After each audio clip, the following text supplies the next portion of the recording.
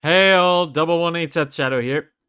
So, it's been a while since my last market watch, as I have been unavailable for some time. We have some interesting things to go over, though, while I was away, so let's go ahead and get started. So, I have to start with our newest release at this point, which is DivineZ 10 Dragon Soul Resonance. And we're going to be going over a few singles that are in here of some significant interest. The first one being the third mythic Eljastimnir Helgvar, which I am pretty sure I butchered that very badly, so I apologize. But this is one of the most popular cards in this set, probably the best triple rare to pick up right now. And enabling Vesigir quite more significantly makes this quite powerful. Its triple rare is currently around $20 with only 8 listings on the market about 2 weeks after release, and the market price has been back on an uptrend and is now around $20. When we take a look at its sales, we are seeing a lot of $20, $21 sales of it, which are slowly just moving its way back to 20. But given the small amount of stock here, it really just depends on how popular Vesigir becomes as time passes for the BCS tournaments. And I mean, it's been 2 weeks already, and it's at least been holding with such low stock. So I imagine that this one can at least make its way upward a little higher, but we'll see. Baited one of Sacred Time, Leal Draconis, which is the upgrade version of Leal Amorta from DivineZ 2. This card is currently $9 at the lowest with 18 listings on the market. And we are looking at a lot of $9.50 listings. There are some $8 ones too, with some shipping added onto it. But overall cheaper if you buy them in multiple quantities. Now let's have a quick look at the set's stuff itself, just to see where we're sitting at. Alright. One other thing is Magnetism Monster Magnetus, which a little more detail on that one because the triple rare is currently at 33 listings with $12 at its lowest and a market price of around 12. But the silver rare actually got bought out here at about $24. This one's market price is currently around 17, while the double frame rare is 12 listings at 70 right now, but that is lower than the market price of about 91. Now, I think the deck that benefits the most from this is probably going to be Eva. You can play it in Archite, obviously, but Archite's just not as popular as it used to be in this current day. The other thing that you might consider it for is Aglima, but Aglima has got so many hits on it right now, I don't know if this could really save it in much capacity, but it is something to try out. Then taking a look at some of the other stuff that you can get out of here. One Who Guides Towards Paradise, not a clear. Well, didn't expect this to be a very popular one coming out. There hasn't been a lot of warm reception in general on this card. It's currently $4 and a market price of about 5. One of the support cards for the new Jeweled Emperor.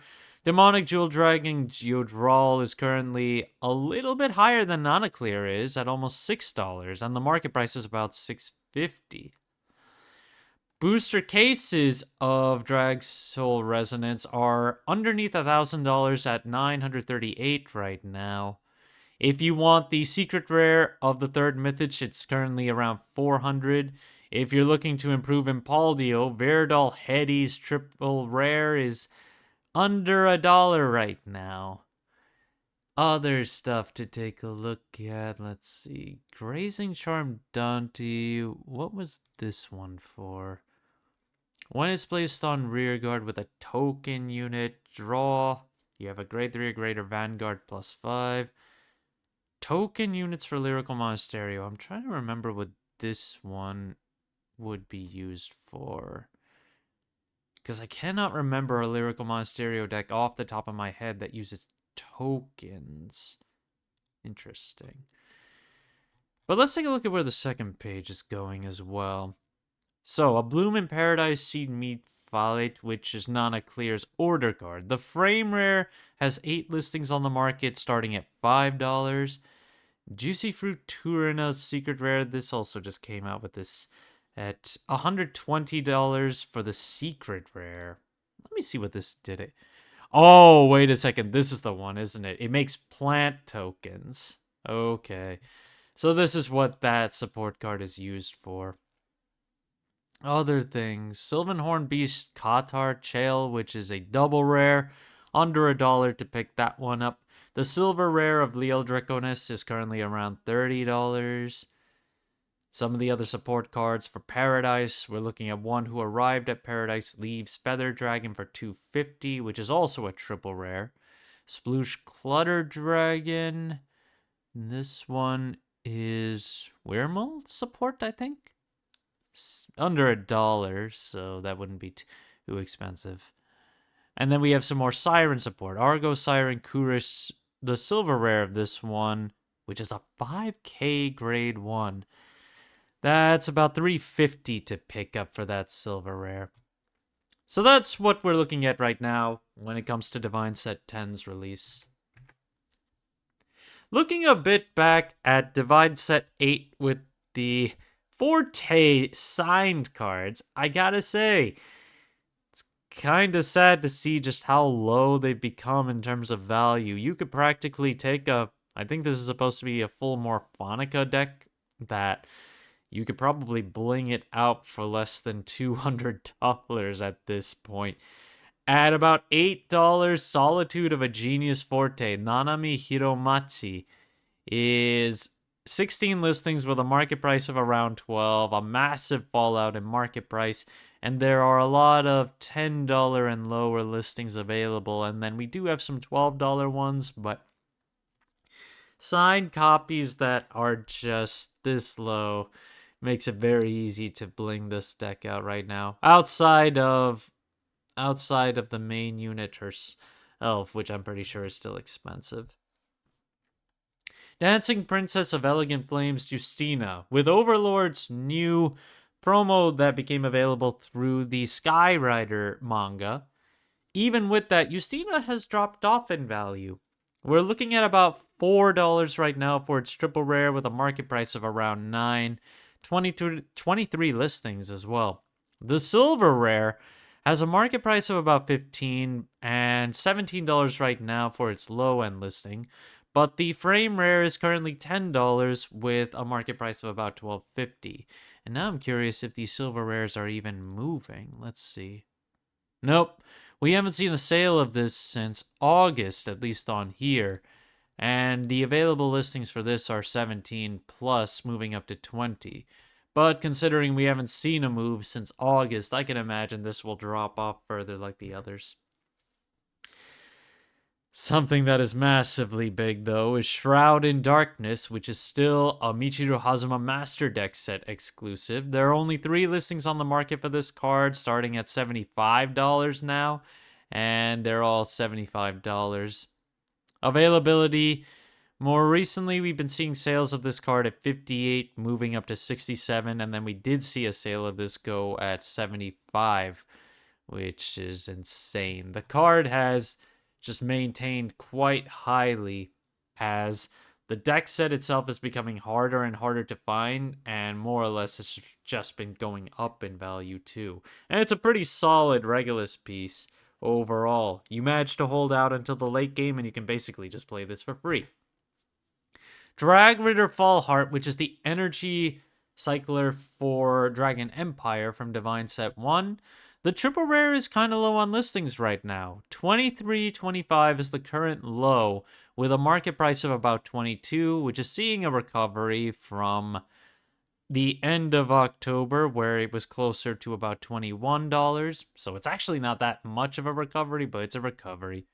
And in terms of what it's been selling for, throughout October, we've been seeing big spikes in what it's been selling for. Some $19 sales, then some $30 sales, and occasionally we'll just see some that are underneath $20 that just keep moving. Right now, we have the $123 sale, and after that, it's actually a $30 card overall to pick this card up. So it's more expensive than you would initially see. Blessed Dragon Gobwelius is also back up in value for its triple rare right now, likely with Lia Lamorta giving it a lot more popularity, and of course this can still be played in Resile.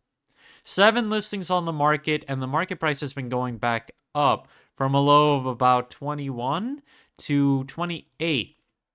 More recently, we've been seeing sales of this card at $35 to $40 in the last several days, last week overall. There's only one $36 listing on the market, and after that, it becomes a $42 card plus. So while Draconis is not too expensive, playing Gobwelius in the deck is instantly going to shoot the value up when you try to build it. Sugary and Scary Land Heart Luru is still holding decently in value, but it's still pretty cheap given that DivineZ 9 has had a lot of distribution and there's just been a lot of fallout in value for the cards in this set overall. There are 22 listings of Heart Luru right now, with the market price dropping off from its high around early September. And the market price is currently around $4.30 with listings that start off from about $8. There is a $4 listing, but that's got a $5 shipping tag associated with it. Any of these cheaper listings always seem to have a higher shipping tag now. So it's more or less more of an $8 card where we're seeing sales of it at around $8 or higher. But it seems that over some time while I was gone, this card had been selling quite a bit for $3 to around $3 for the most part. So that really got the market price to drop off. But now it's back up there. And it's a solid deck for the BCS tournaments, especially with the recent announcement of new restrictions on Basagra. That is really opening the path for this deck to really be big. Vergilia Rewrite Form, which is from Festival 2025, has seen a higher drop-off in value and more quantities hit the market these days. But that's also because Festival 2025 has not been too heavily cracked open. And now that we're starting to see some more set of it get cracked open, more listings are starting to hit the market. $23 at the lowest, which is still high up there. But 23 listings and the market price is dropping off. It's now about $22. More recent sales of this card have been, 21, dropping off to about 20, and for the most part, they've just been kind of hovering between that difference of $2 to $3. It's got a lot of availability at 24 right now, with some that are just lower than that, about 22, but you're not going to find as many copies there. So for the most part, it seems to be more of a $25 card if you want to pick it up. Trick and Treat. This is an interesting development that's happening, particularly because of the fact that the promo version that you can get from the shop tournament packs uses one of the artworks from the original that comes from set 4. Because of that, when you take a look at the other artwork that you can get, that's got a base price of about $3, and it's 7 listings right now, too. The market price is currently 65 cents, but if you actually take a look in detail, there were actually some sales of this at $3. Probably just due to the fact that this artwork never actually got its reprint. And on top of that, when you take a look at the foil version of Trick and Treat that comes from the promo pack, it's been bought out to the point of $42, but has a market price of around $13. Looking at that in a bit more detail, nothing has sold beyond $15 for this card.